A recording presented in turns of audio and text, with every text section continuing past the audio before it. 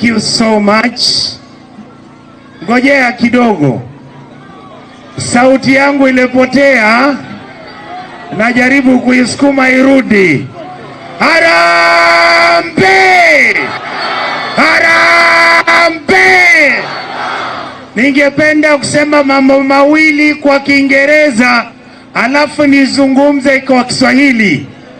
Mheshimiwa Ruto William, I want to tell you this today.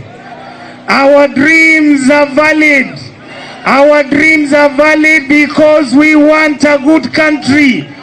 Our dreams are valid because we want Kenya to change. Mr. President, I will tell you that if Kenya votes in 2027, you are going home. Anaenda nyumbani ama endi? Anaenda nyumbani ama endi? Nionyeshe hivi, nionyeshe. Nionyeshe. Na wale viongozi wenu hapa, ningependa kumalizia hivi. Usione hawa vijana wanasimama hapa ukadhani ni vile wameshiba, lakini ni ulevi wanayo. Hawa vijana wana shida, hamna kazi, kuna kitu nyumbani, wanaishi na wazazi wao, watu 7 ndani ya nyumba, hakuna matibabu na hakuna pesa chakula. If you do not understand what that means, these people will change you. So ningependa kumalizia hivi. Sasa niliongea na mamangu. Mamangu she's 87. Sikiza niwaambie. Aliniambia hivi. Nisikize vijana. Niliongea na mamangu juzi akaniambia hivi.